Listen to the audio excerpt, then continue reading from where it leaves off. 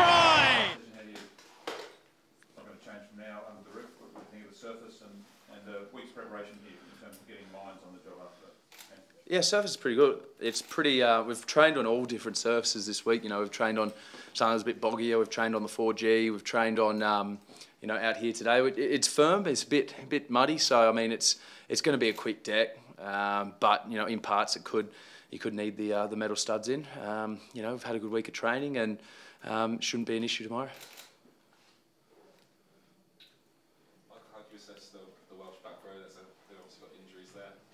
What do you know about guys like Josh Navidi, Aaron Shingler? Not a huge amount, to be honest. From watching them play some games down our way earlier this year, they get through a mountain of work. We know some of their leadership skills that they've had in in and around the traps of some of their club teams. So, look, we know they're going to be class. We know that the Welsh team has put out quality back rows for as many years as I've been playing. So it's never someone who's easy or anything like that. They're always world class. So really looking forward to the challenge against these new guys. We'll be pumped up. 12 wins in a row against Wales. Do you take anything from that or not? No, I take nothing from that. We're a different team than we were last year and a different team from that the year before. So, you can only take a little bit of what's worked against them in the past to use in the present, I guess, and experiences of playing a Welsh team in this stadium. You use those previous encounters. It's a wonderful place to play, but it's also very loud, very intimidating. If you're on the wrong side of the ball and things like that. But it's one of the great parts of playing rugby and playing rugby in this part of the world. Practicing with the music blasting out just to get your calls heard there. Yeah, no, it's become a bit of a thing for us, starting everywhere we go around the world, and it brings a bit of home into a away stadium like this. So that was really good to hear that blaring there tonight, and it does echo the noise. We're aware of that and excited by that. Michael, just on that music, it wasn't specifically to combat a sort of loud Principality Stadium tomorrow night. Is it something you do each time you go away? Is it? Yeah, it's just sort of, I guess, a mentality thing.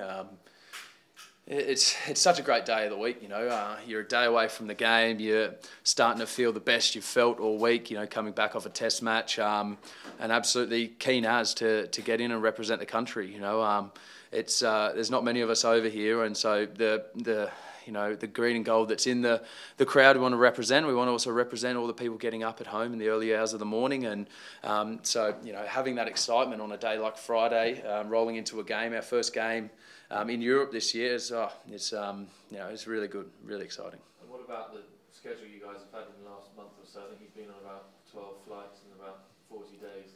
Are the legs feeling all right ahead of Saturday? Yeah, it couldn't be better. We're pumped, we're ready. We're enjoying each other's company at the moment. We're enjoying being, having different challenges, and that's all part of it. The flights. I mean, we're over the big hurdles now, and it's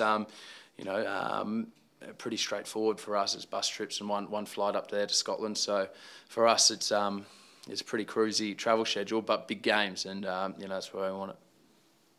Michael, after last weekend, you talked a little bit about the breakdown, the issues you guys were having there, and Czech mentioned it again yesterday, and kind of worked to improve that this week.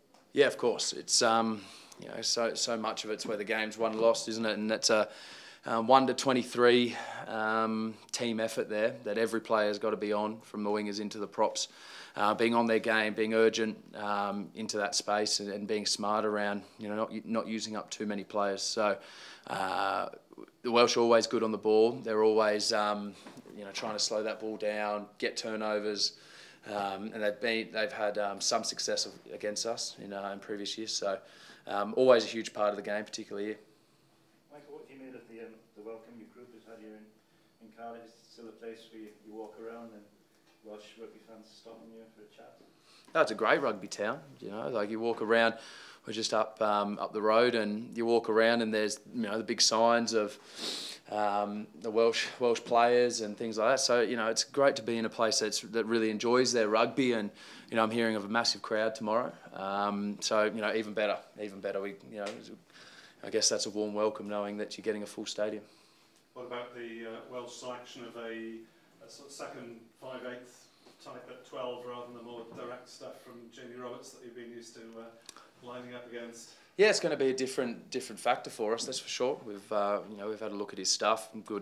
Really good creative player, and I mean, they're never short of a good ball carrier. We know their wingers and 13s always get over the gain line along with their back row and forwards. So run it pretty hard and pretty straight. So it's going to be a new dimension of their game that we're interested to see, and it's going to be a challenge. As a defensive side, Michael, do you prefer playing against a side that plays a very direct 12 style, or do you prefer playing against two playmakers? Which is more difficult to defend against as a team? It really depends. I mean, it's hard to say one's more effective than the other. We've had all of that this year, So, I wouldn't want to give away anything. Firstly, and then secondly, you've just got to be able to deal with it on the day. It depends.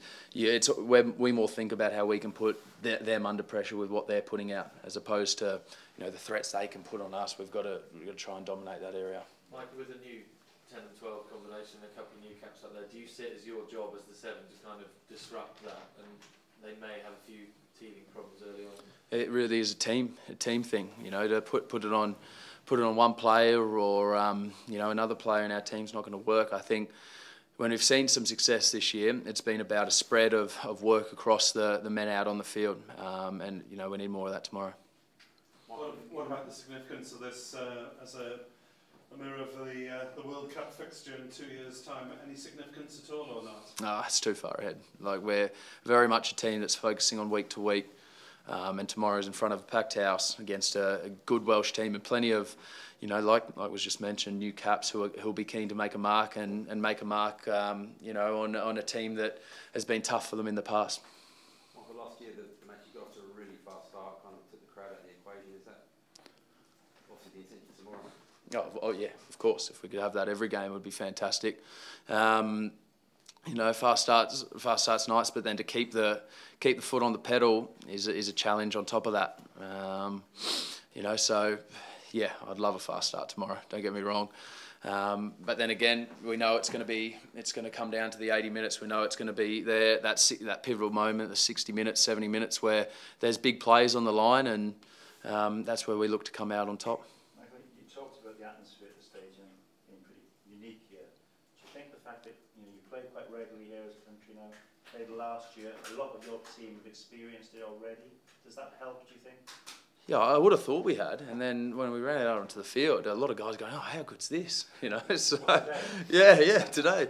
I'm going, "Oh, yeah." You forget sometimes we're quite a young team. You forget that there's some guys who it's their first trip over here to Europe. So I think that's something that, as players who have played here before, to try and give them a bit of not a crash course, but just enjoy it, but also use it as a motivation for you, because it's it's an exciting place to play. Michael, you've got close to 300 caps on the bench there. I want to get your take on how do you think Ben McCallum's fared in his sort of return? You always ask me about the back rows, don't you, Tom? I think Ben's been fantastic. It's particularly someone who's had a really hard time of footy over the past sort of 8 months, and that's just because of his injury. I think the way he's taken to coming back into the group and adding, not just joining, has been terrific. His ball carries in the Barbarians game was outstanding, and then the way his defence and his actual on ball in that Japan game I thought was really, really strong. So Ben McCallum has been really good and has added to this team well.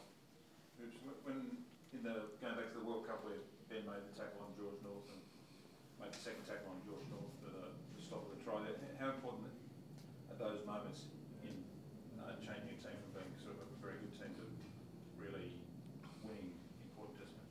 Yeah, I mean, big games have big moments.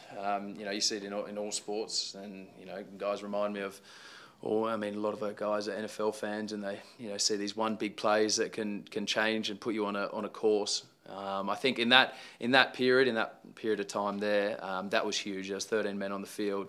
It wasn't only Ben; it was Adam Ashley Cooper, Kurtley Beale, all made big plays within this sort of 15-minute period. And they're under the pump. The boys are under the pump, and they found a way. And that's sometimes what you have to do in in big games and test matches, and against quality teams, which the Wales team is, you have to find an extra little gear, and I can remember it so vividly. Oh, what a try!